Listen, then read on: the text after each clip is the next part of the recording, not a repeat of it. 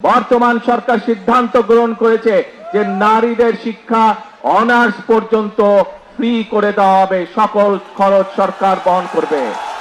আমাদের আরেকটি পরিকল্পনা ছিল এই যে এখানে হাজার হাজার মা বোনেরা আজকে দাঁড়িয়ে আছে, এই মা বোনদেরকে শিক্ষিত করার জন্য দেশনেত্রী খালেদা জিয়া যখন দেশ পরিচালনার দায়িত্বে ছিলেন উনি একটি পদক্ষেপ গ্রহণ করেছিলেন, সেটি হচ্ছে নারীদের শিক্ষা ব্যবস্থা ক্লাস 12 পর্যন্ত ইন্টারমিডিয়েট পর্যন্ত উনি ফ্রি করে দিয়েছিলেন নারীদের শিক্ষা ব্যবস্থা।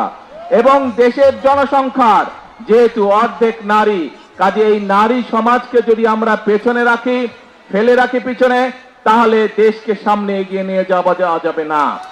এবং সে কারণেই আমরা সিদ্ধান্ত গ্রহণ করেছি, বর্তমান সরকার সিদ্ধান্ত গ্রহণ করেছে যে নারীদের শিক্ষা অনার্স পর্যন্ত ফ্রি করে দেওয়া হবে, সকল খরচ সরকার বহন করবে।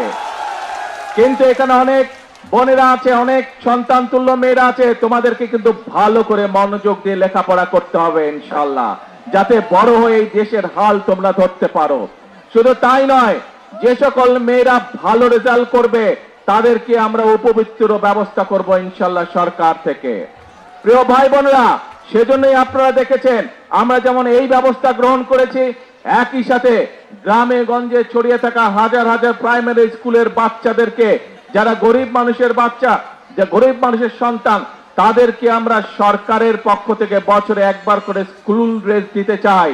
শুধু স্কুল ড্রেসই নয়, এই কয়েক লক্ষ বাচ্চাকে, প্রায় 1,20,00,000 বাচ্চা, এই বাচ্চাদেরকে আমরা স্কুল ড্রেসের সাথে আমরা স্কুল ব্যাগও পৌঁছে দিতে চাই।